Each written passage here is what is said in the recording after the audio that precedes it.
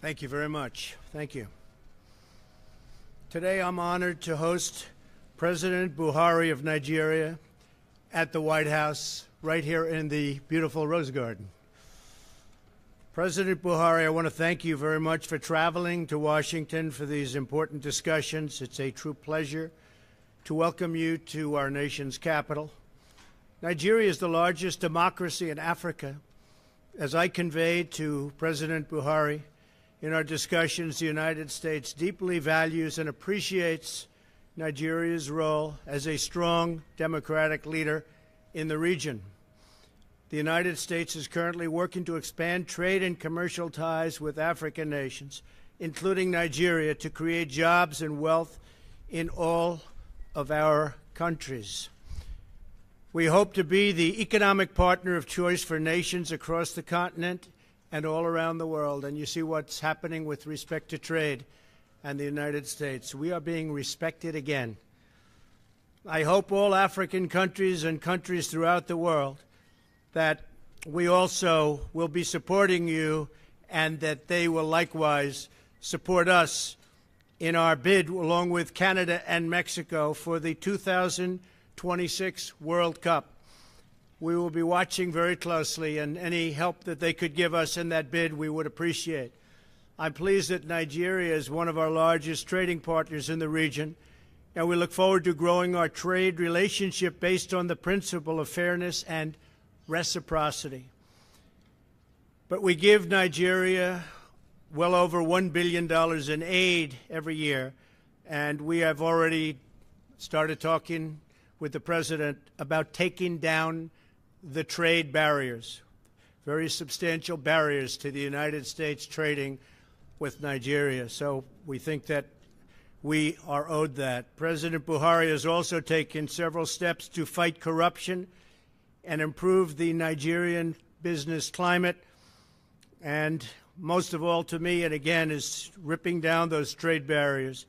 These measures will make it easier for Nigeria and the United States companies to invest, and we will be investing substantially in Nigeria if they can create that level playing field that we have to very much ask for and maybe demand. I especially want to thank President Buhari for Nigeria's partnership and leadership in the fight against terrorism.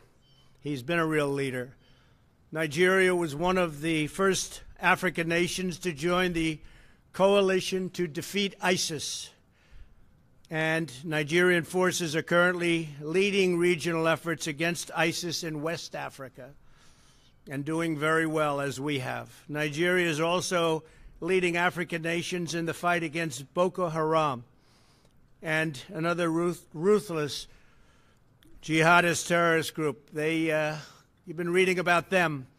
They kidnap the young girls and young women, many of whom never are seen again. It's tough stuff. This summer it was my honor to meet with two brave young women, Joy Bishara and Lydia Pogu, who were kidnapped by Boko Haram in April of 2014 at the secondary school in Nigeria. I was deeply moved by their inspiring stories of courage, resilience, and survival. They really were two amazing young women. I told Joy and Lydia, my administration is committed to combating both jihadist terrorism and the scourge of human trafficking and smuggling. In the world today, there is more human trafficking than there has ever been, if you can believe this.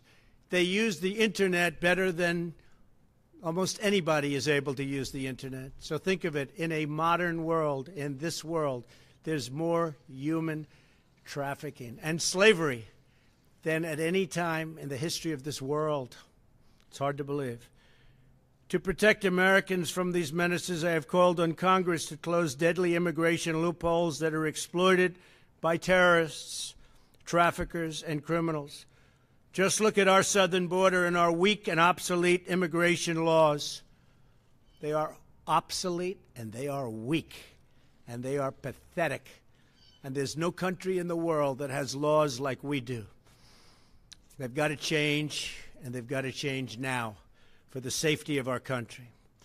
We're also helping our Nigerian partners by facilitating intelligence, cooperation, and providing training and military equipment to Nigerian forces.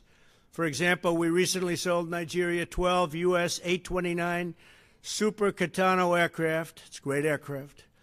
In the first ever sale of American military equipment to Nigeria. These new aircraft will improve Nigeria's ability to target terrorists and protect civilians. Finally, we're deeply concerned by religious violence in Nigeria, including the burning of churches and the killing and persecution of Christians. It's a horrible story. We encourage Nigeria and the federal, state, and local leaders to do everything in their power to immediately secure the affected communities and to protect innocent civilians of all faiths, including Muslims and including Christians.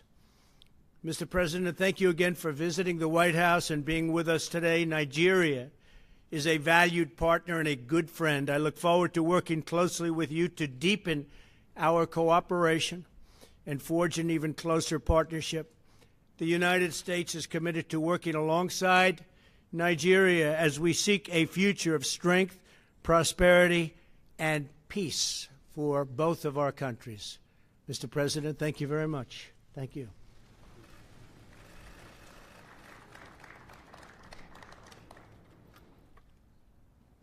Mr. President of the United States of America, ladies and gentlemen of the media, it has been a pleasure and honor to visit Washington, D.C. at the kind invitation of President Donald Trump. Nigeria and the United States share a long history of close and cordial relations which encompass political, economic, military, social, and cultural cooperation. Our two countries maintain a strategic partnership for peace and security, conflict resolution, as well as the global fight against terrorism. We also share common features as secular federal states practicing a similar democratic model of governance and committed to the universal values of fundamental human rights and freedoms, free enterprise, social justice, and the rule of law. President Trump and his team and myself and the Nigerian team discussed issues related to security, trade, governance, human rights, and humanitarian crisis. We congratulated the leaders of the North and South Korea on their historic summit, and we applaud them for the positive commitment they have made towards denuclearization of the Korean Peninsula. President Trump deserves a great deal of credit for his statesmanly role in transforming so dramatically the course of events in that region. We also congratulated the United States government on the important role it played in the defeat of ISIS, although some of the remnants have found their way to the Sahel region. We recognize the strong United States support in our fight against terrorism and also appreciated very much the United States agreement to sell 12 Super Tucano A-29 warplanes and weapons to Nigeria to effectively fight terrorism. To contain the spirit of insurgency in Nigeria, the federal government has adopted a multi-sectorial approach involving related government agencies to address the socio-economic and political dimensions, while the armed forces of Nigeria assist the civil authority to provide security and maintain law and order. As part of efforts to address emerging cases of insurgency in the country, the Nigerian military adopted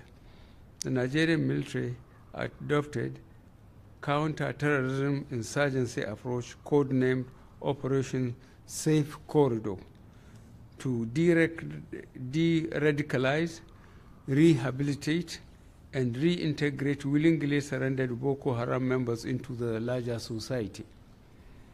This program is currently embarking on a number of projects, including skill acquisition centers and integrated farms comprising poultry, fish pond, and greenhouse farming, among others. A number of international partners, including the International Organization for Migration, have contributed to the success of Operation Safe Corridor. We indicated that we would appreciate whatever support we could also get from the United States.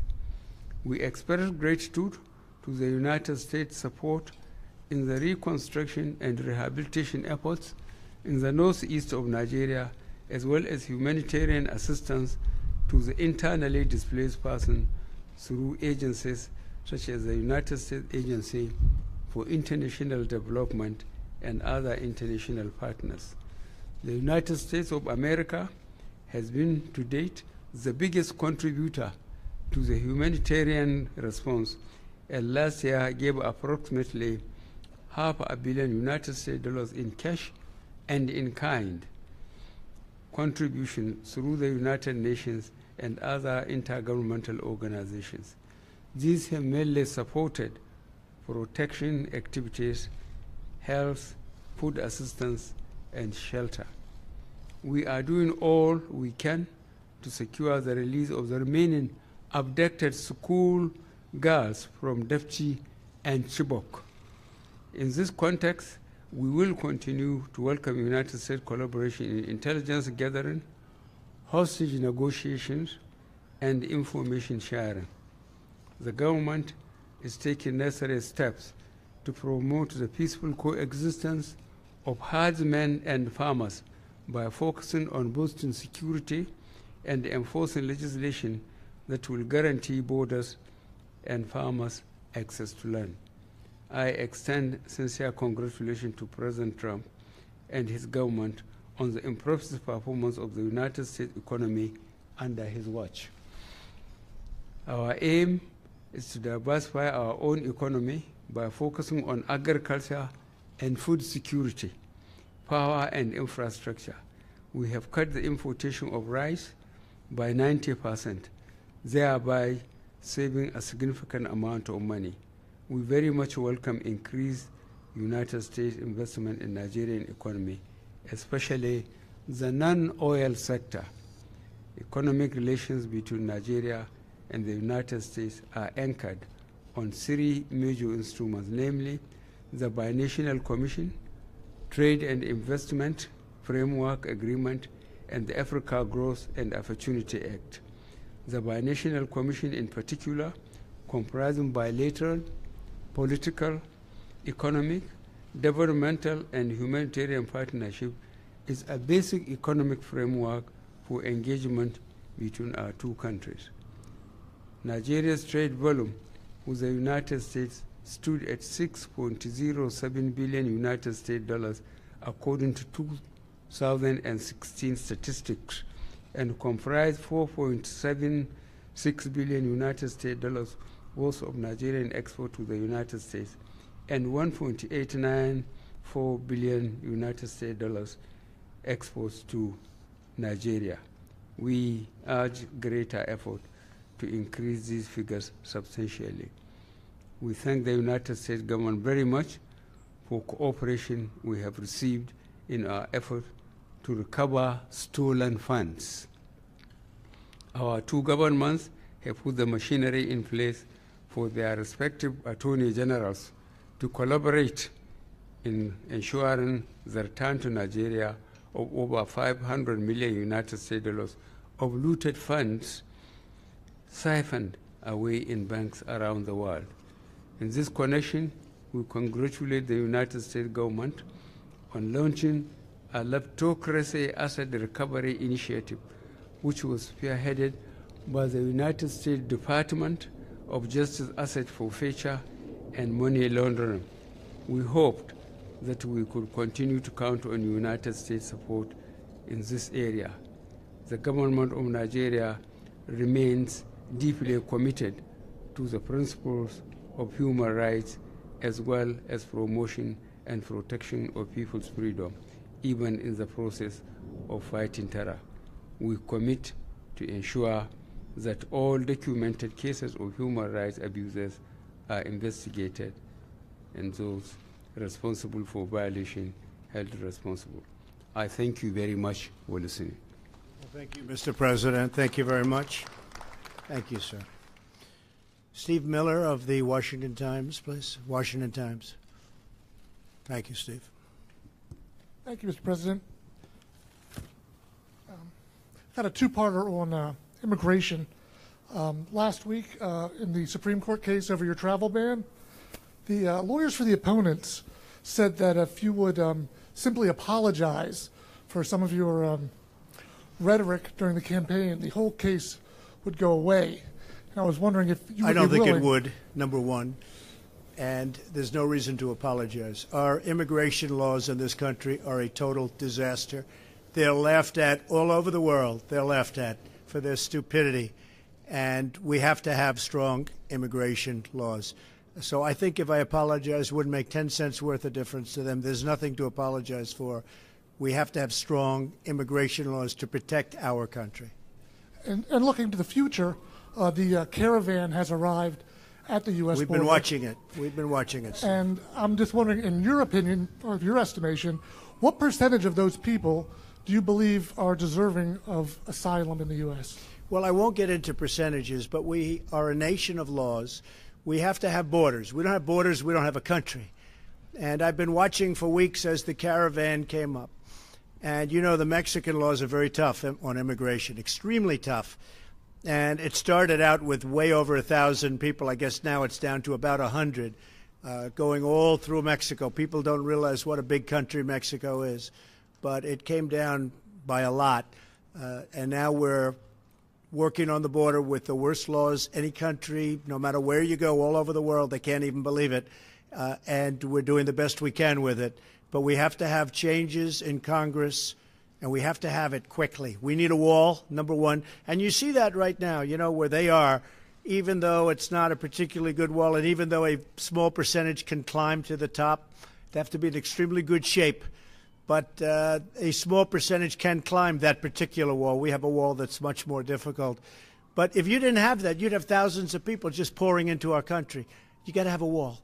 And we need border security. And we will have border security. As you know, we're sending many, many National Guardsmen down to the border. Most of them are already there. And that's having a big impact. But we need a change in the law. Catch and release is ridiculous. If they touch our property, if they touch our country, essentially you catch them and you release them into our country. That's not acceptable to anybody. So we need a change in the law. Mr. President, when you were sitting down in the Oval Office with President Trump, who ran on not wanting to be the policeman for the world, what kind of arguments did you make to convince him to continue a military presence for the U.S. in your country, and what arguments did you make to him? How receptive was he? I can't understand what you mean by United States presence in my country. They send a training team based on their experiences to train our officers at some of our training institutions and move to the crisis area to see how those they train are performing. I think this is one of the best things the United States could do for us to stabilize the country. And he agreed with that? I do, very much so. That's why I thank him for it. Thank you. Well, we more and more are, because it's a very fair question, we more and more are not wanting to be the policemen of the world. And we're spending tremendous amounts of money for decades on policing the world, and that shouldn't be our priority. We want to police ourselves, and we want to rebuild our country. And the president understands that, and they've come a long way. They're doing a great job. We're contributing to that job, but they have done a great job. What we do want to do, though, is open Nigeria and other countries up to trade, because we have spent over the last decade a number that's so large you wouldn't even believe it. And I think we'll be treated in a reciprocal fashion now, as of today. So I think that's going to happen. and I have great respect for the president, okay? How about Jordan Fabian? Where's Jordan? Jordan, the Hill. Thank you. Thank you. Thank you, Mr. President. I want to ask you about Iran. The Israeli Prime Minister just gave a speech very critical of their nuclear program.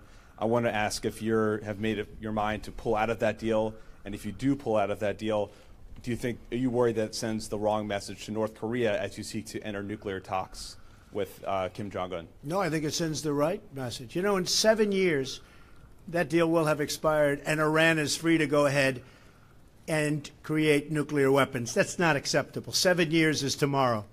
That's not acceptable. So, no, if anything, it's proven right what Israel has done today with the news conference.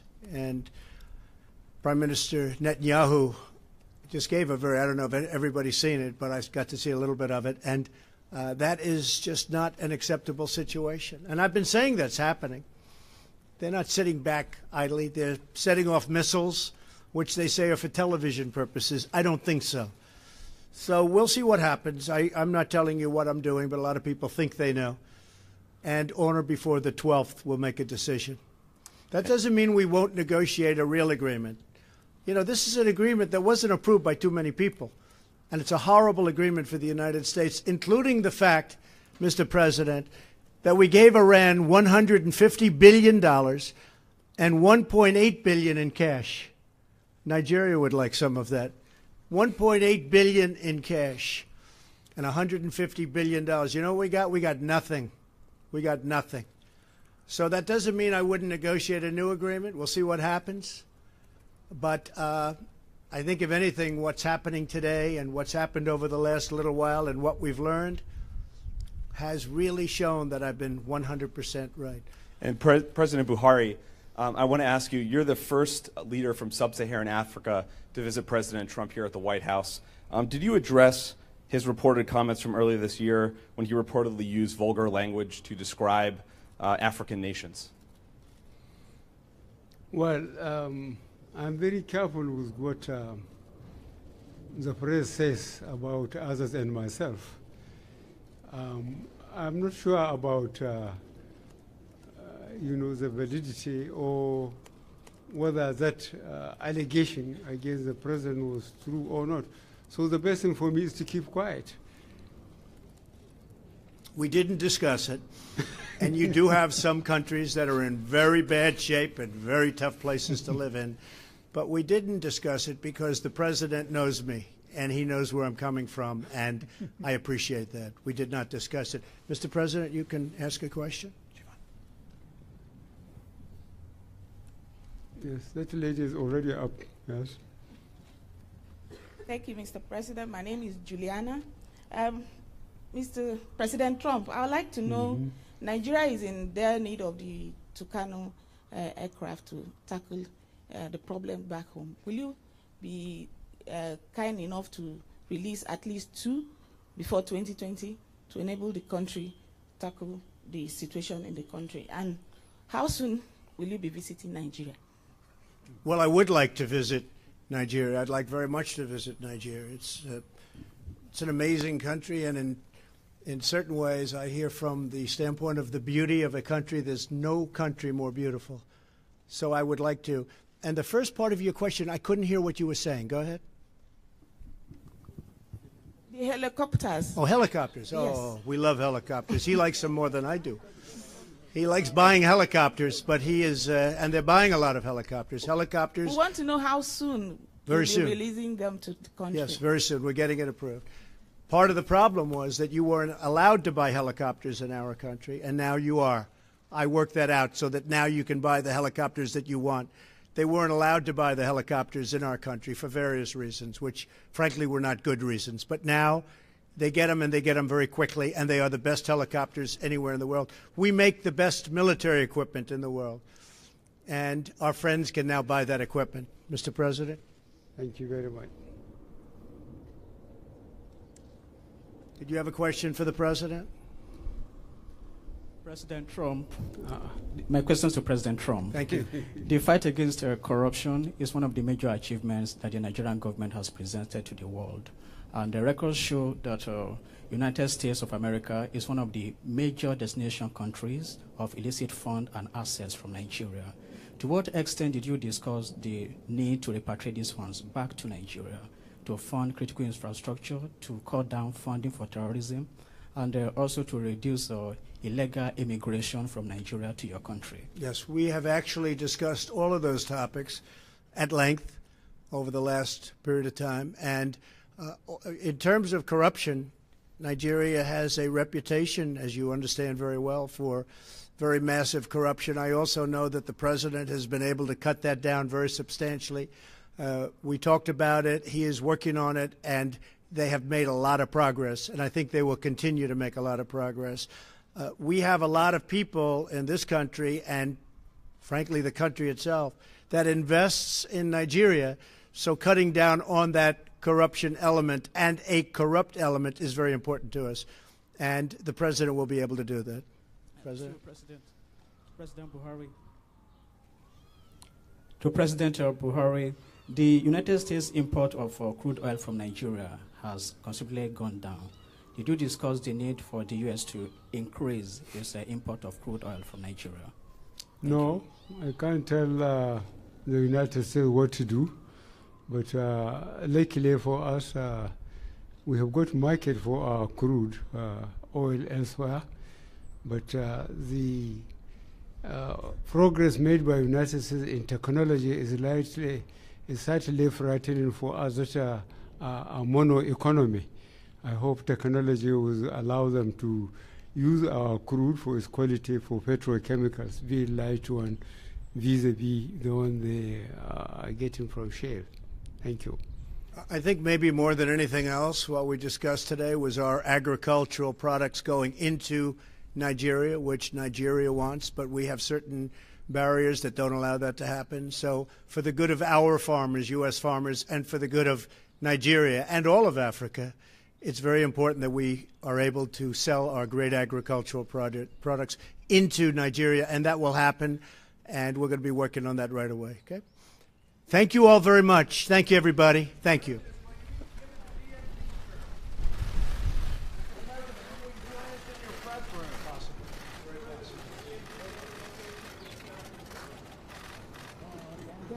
Well, it was an interesting thought, and I had that thought.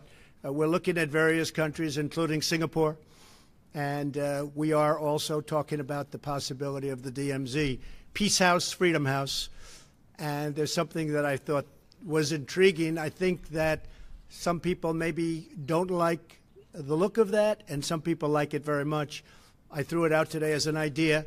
I also told President Moon, and through President Moon, we connected with North Korea. There's something that I like about it because you're there. You're actually there, where if things work out, there's a great celebration to be had on the site, not in a third-party country. So we are looking at the possibility of doing it in that location. We're also looking at various other countries, including Singapore. I will say this, the good news, everybody wants us. It has the chance to be a big event. And the United States, I was talking to John Bolton about this a little while ago. The United States has never been closer to potentially having something happen with respect to the Korean Peninsula that can get rid of the nuclear weapons, can create so many good things, so many positive things, and peace and safety for the world. So we'll see what happens. You know, I often say, who knows? Who knows? Maybe a lot of things change, but Kim Jong-un, who has been very open and very straightforward so far, I can only say again so far, but he's talking about getting rid of the site, which was their big site. He's talking about no research, no launching of ballistic missiles, no nuclear testing, and he has lived up to that for a long period of time, longer period of time than anybody has seen. So we are looking at that as a potential site. Yes, I think it would be very interesting. I think it would be a great celebration if it works out well. And if it doesn't work out well, that's the way it goes. Are you still confident the summit will happen? Is there anything that? Oh yeah, I think the summit's going to happen. They very much want it. We certainly would like to see it. I think the summit will happen. And personally, I think it's going to be a success, but we'll see. I will say this. If it's not a success, got to get rid of the nuclear weapons. If it's not a success, I will respectfully leave. It's very simple. Thank you all very much. Thank you. Have you nailed down a time frame, Mr. President?